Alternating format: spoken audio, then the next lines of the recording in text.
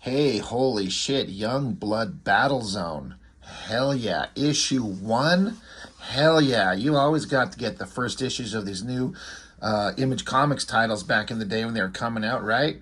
Youngblood was the coolest thing on the face of the planet, and Liefeld is the greatest artist in the history of ever. And the Youngblood team is the most amazing new team of characters to ever hit the comics industry in decades, right? Right? Good God, let's see what's inside. Is it a spread cover? Oh, no. Okay, it's just a single cover. It almost looks like it's supposed to be like a double page spread of something. Hell yeah, with the roll call, combat, Chapel with like the worst stupid arm I've ever seen. Shaft, Die Hard, and totally not Domino. I mean Vogue. Youngblood Battlezone. What could possibly be in this? Secrets of Youngblood's high-tech arsenal revealed? Okay. I remember picking up issues of, was it Punisher War Journal or something like that? And there'd be places in the back where it would have like Punisher's weapons laid out and somebody had to draw them all up, and really technically well done and very accurate to real world stuff, because that was kind of the thing with Punisher, real weapons and stuff like that. I know a lot of people probably thought that was kind of stupid and boring, and I get it, but I kind of liked it. So what are we going to get in here? Creator Rob Liefeld. Fuck yeah. Already a winner. Penciler and research, Richard Horry. Writer, editor, Eric Stevenson. Inks. Couple of good inkers. Brian Murray on color. That's a failure. Typesetting. Okay. Color separations. I wonder if color separations, this Chameleon Prime, are the fucking Nimrods who chose to like take a picture of some drywall, like a drywall texture on the back wall, or whatever it is, and put that in the backgrounds of everything. They wouldn't possibly do that, right? This book wouldn't waste your time and money, would it? Oh. This is a terrible diagram of sorts of Youngblood's headquarters, like octagonal building.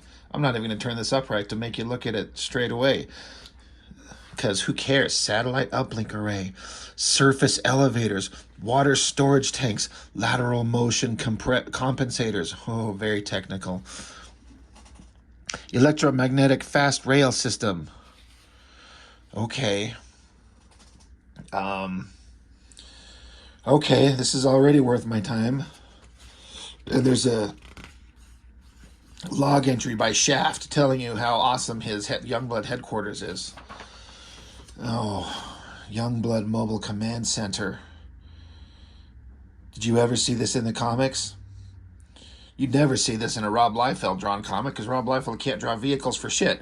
Rob Liefeld can't draw anything for shit. Maybe it was in Team Youngblood. I honestly don't know, because I know they went for several issues and I only have a couple. It's got a front that can detach. Oh my God, it's like a toy. It's supposed to be like a version of the APC from Aliens, except stupid. Okay, Chapel's still talking about this. He's got to give his opinions on the Youngblood Mobile Command Center. All right. Youngblood Hypersonic Transport? You mean the X-Jet? Right? Blood Force Mitch? Every one of these damn jets is just a X-Men, the X-Jet. Did you ever see this in the comics? Because you know goddamn good and well Liefeld would never draw this shit. Ever. It's kind of an interesting design. It kind of looks like that theoretical replacement for the SR-71 that the people keep posting up online. I keep forgetting what the name of it's called. Some advanced new stealth fighter. I mean, as a jet, I guess it's kind of looking. I'm still digging the drywall texture on the background. It's really fucking stupid. Who thought that was a good idea? Like, Jesus Christ. Oh, God damn. Youngblood helicopter dropship. Was this ever in a Youngblood comic? Because you know goddamn good and well Liefeld can't draw helicopters. It's a helicopter. It's got an emergency escape hatch. It's got a turbo shaft. Is that like the leader of the Youngblood team? Just the cool version? There's Shaft and then there's Turbo Shaft. Flexible weapons rack. External fuel tank. Avionics pod. Okay. Okay. Bedrock's talking about this one. He says if you want to talk about weapons, this sucker's got them too. Located under the turbo shaft on either side, we've got flexible weapons racks capable of carrying anything from a... Who cares? We don't care. This comic is already so worth the money. Oh my God. Shaft's bow. There's a reverse polarity control grip and a gravity well. And a little tiny power pack. And a gravity compression unit A and gravity compression unit B. Linear accelerator module A. Because Shaft doesn't use bow and arrow with like strings and shit. It's like an invisible force field that just fires arrows because it's cool like that. And he's got a shoulder mounted targeting apparatus bullshit thing. That's fucking stupid. Oh, look. Sentinel's exoskeleton. So Iron Man's armor. And we need to see all the little technological doodads that are in this. I mean, like he's got a little internal fusion generator inside his chest. I guess that's kind of a small, kind of unique thing. It's like there's a little micro-sized, like, nuclear reactor, and you just implant it in your chest, and that's what powers your suit. Still digging that drywall texture in the background. Fuck yeah. Who cares about any of that? Oh, God. Chapel's armory. So he's got a Darth Maul's lightsaber up here. Some bullshit Liefeld-esque weapon. So I mentioned this before a long time ago. These little slatted shapes that Liefeld puts in all his characters' backs when they're standing around holding guns. And it's supposed to be extra magazines. See? Right there. There's a selector switch. There's the skull symbol because, you know, you can't have Chapel carrying a gun without a skull symbol on it.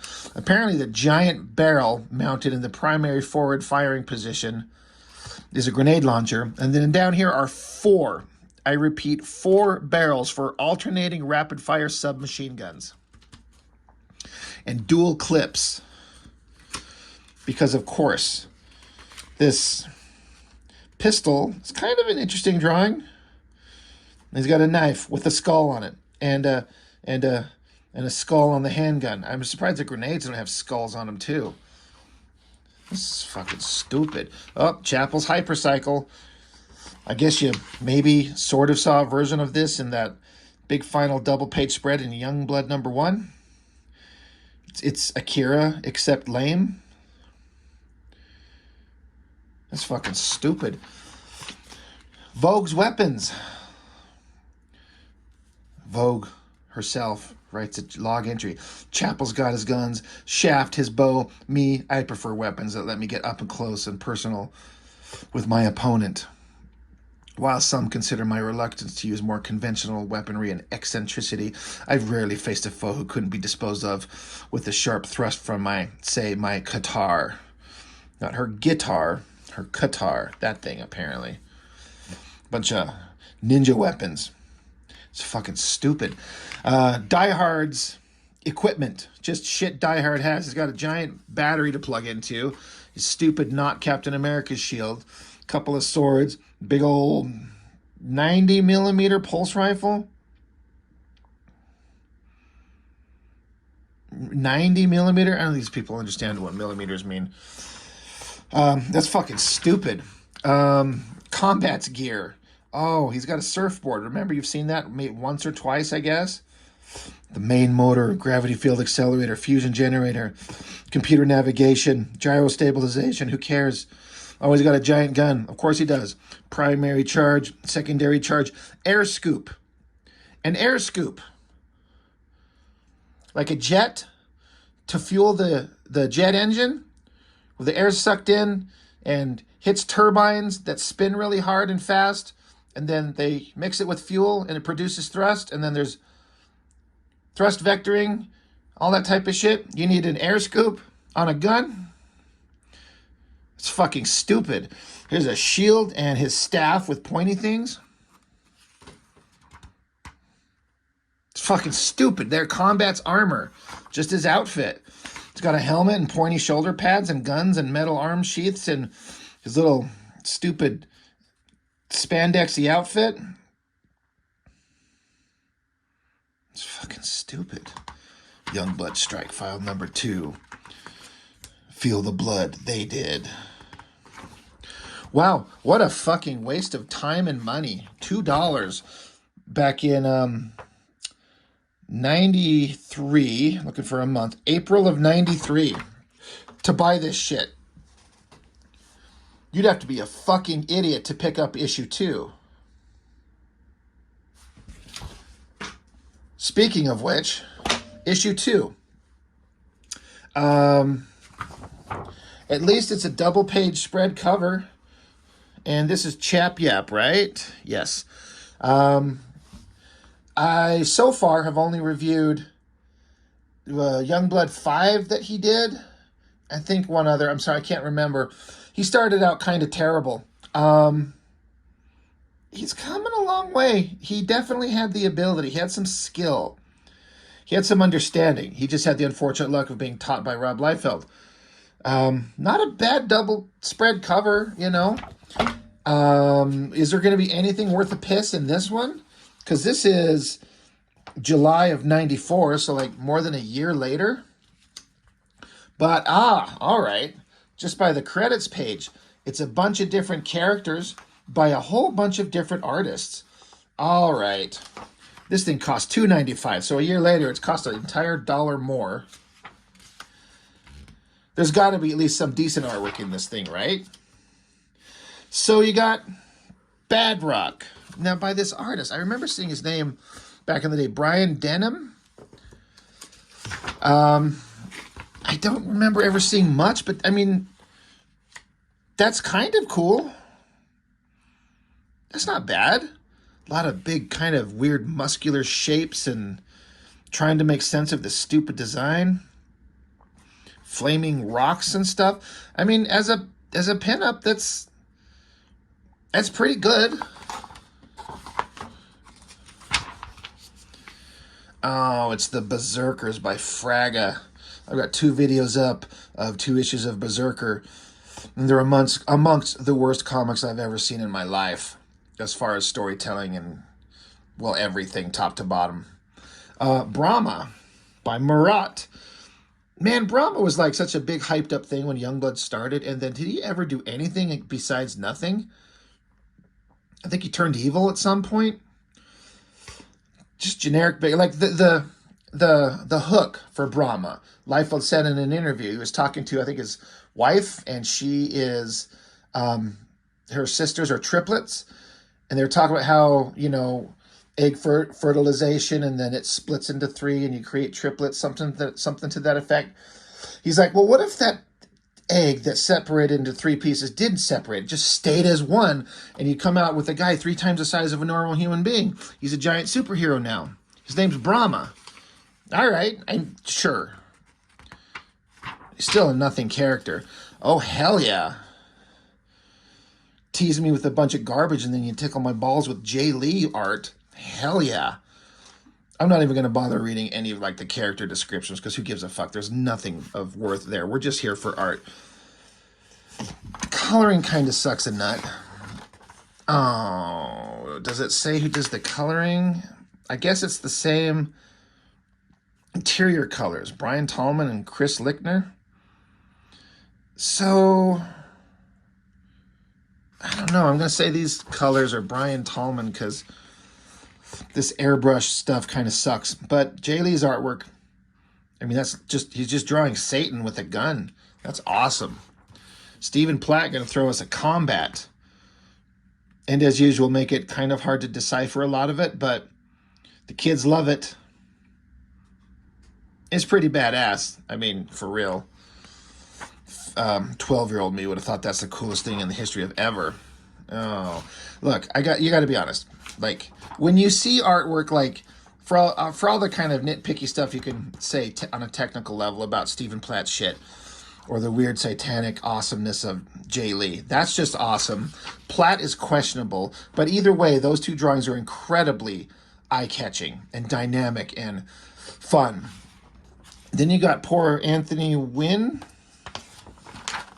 Anthony Wynn. drawing the most basic, boring cougar you've ever seen. Doing everything like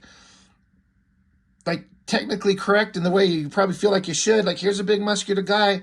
I'm going to draw those shoulders, and I'm going to do those cross-hatching lines on the base of the shoulders like all the big guys do. And I'm going to do big pointy claws, and there's a moon in the background. I'm doing everything right? It's just boring. Boring. Now, I think he kind of progressed into the future to be a lot better than this, so I'm sure this is maybe early work. Cybernet by who? Richard Horry, right. Boring. Not necessarily because of the artwork, just because of the characters, just nondescript, armored bad guys. Speaking of boring, stupid, bullshit characters, Lord Darkthorn, Commander Dickweed. He's so stupid, he's so boring, he's an absolute nothing character. Who drew stupid Lord Darkthorn?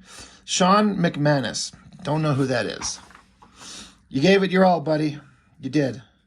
You gave it all the pointy bits, and you gave it all the shiny bits, and you gave it all the gritted teeth.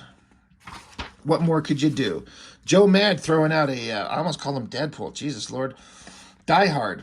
It looks like a smaller drawing that's been blown up, and maybe a quicker drawing for something he didn't particularly give a shit about, if I had to guess. Inked by Art T. Bear back in '93. It's pretty slick. Don't care for the coloring too much in the background. I guess it's fine. I mean, whatever. Dutch by Chap, right? Yeah. Chap and Panosian. I mean, for an Image Comics character, especially an Extreme Studios character, a big muscular guy screaming at you with big technological gun things, just pretty awesome. Like jumping over a barbed wire fence. I kind of dig the boot. It kind of works. The little technological shits he puts all over him. It's kind of cool. I got to give it to him. That's not bad. Marat doing the 4. Strong Arm, Gage, Starbright, and Deadlock. Just fucking boring. Is that just Brahma? And Boring Loser 1 and Boring Chick 2 and guy who goes on to be part of Bloodstrike, right? Geiger. Boring. Poor Anthony Wynn. He got Cougar and kind of failed, and then he's giving this guy Graves. He's just like a big guy in a suit. Draw a big guy in a suit. You don't even get to draw monsters or hot babes. Just boring guy in a suit in an office. Make it work. I guess he did his best. It's not terrible. Kanan. It's that Chuck Jones guy that did, I don't know, how very few things. I mean, that honestly is not that great. Who got to draw Kiever here? Oh, poor Anthony Wynn. Jesus Lord. They gave him the boring guy in a suit, and they gave him the skinny, boring guy in a suit part 2. At least he was doing some background stuff, trying to, do something. Poor sucker. Night Saber by Matsuda. That's kind of interesting. It's weird, but it's kind of interesting. Poor Chuck Jones gets to draw Link. Boring guy just standing there. Yeah, nothing exciting. Chuck Jones again gets to draw Lynx. Cat Girl. Kind of boring. Not that exciting. Masada. Now this is Chris Sprouse. This is earlier Chris Sprouse. I feel like he hadn't quite found himself yet, but he gets there real fast. I mean, that's not bad at all, but it's not super exciting. But boy, does he get so much better really fast. Overt Kill. The less said about this boring-ass, stupid character, the better. Photon by Marat. I felt like there was kind of potential for interesting with this kind of silver liquid metal-y looking character. And then like the energy pouring out of their head. But alas, there was nothing interesting ever done. Tim Townsend inked that, it says. Good Lord, that must be early Townsend because it kind of doesn't look great. Sci-Fire. Chick version and dude version. I didn't know that there was two versions of them. I don't really care either. Riptide. Who drew Riptide? Chris Sprouse. I kind of thought so. It's an interesting pose. Shows a lot better understanding of drawing than a lot of the other guys. Anybody remember the issue of Youngblood where Riptide posed nude for like Playboy or whatever? That was awesome. Sentinel. Who drew this? Carl Alstaetter. It's all right. It's pretty standard stuff. Pretty dynamic layout, though. Coming at you, giant fist. Oh, Mr. Liefeld. Got to throw in an old drawing of Shaft in here. The long ponytail that he never had. Except in that alternate universe bullshit. That's stupid. Oh, Todd Knock. You poor bastard. You must have barely just got hired on. Todd Knock is a pretty goddamn good artist these days, and he has been for years. But this is just the worst. Like, you can tell this is an artist who's trying and has absolutely no idea what to do with the body folded up. He didn't know what to do. Look at these titties. Separated and looking like cannonballs. And then how do you draw her anatomy? Where's her rib cage? Where's her stomach? It's like just her crotch and then her terrible bent up legs.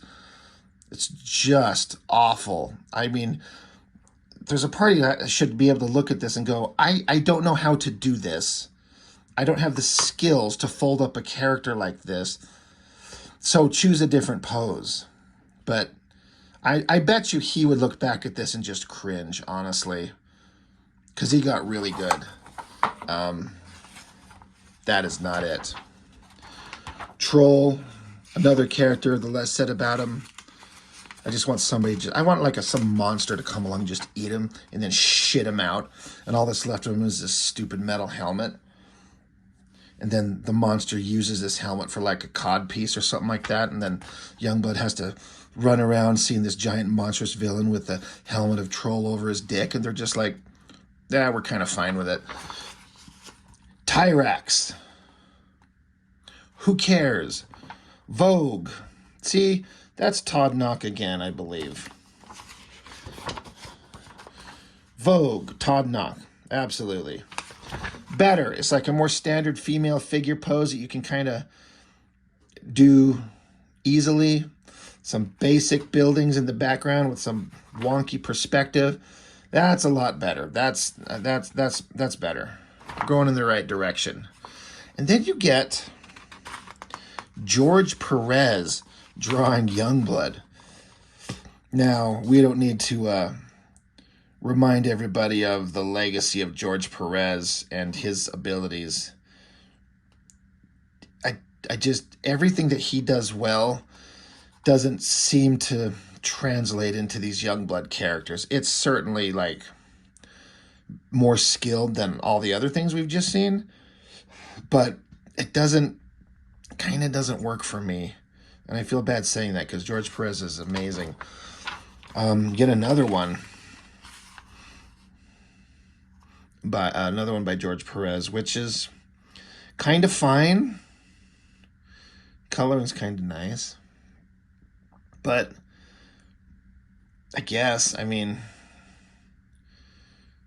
it's fine. It's fine. And then ads and ads and ads and the end. So, one of these was at least sort of worth your money with a bunch of different art and characters. You're bound to find at least a couple pieces of artwork inside there that are worth your time. This first one is basically toilet paper. Like, when the inevitable collapse of society comes along and you need some toilet paper to wipe your ass with, dig out YoungBlood BATTLEZONE. Start there. Before you get into your other comics you really like. Start with this shit.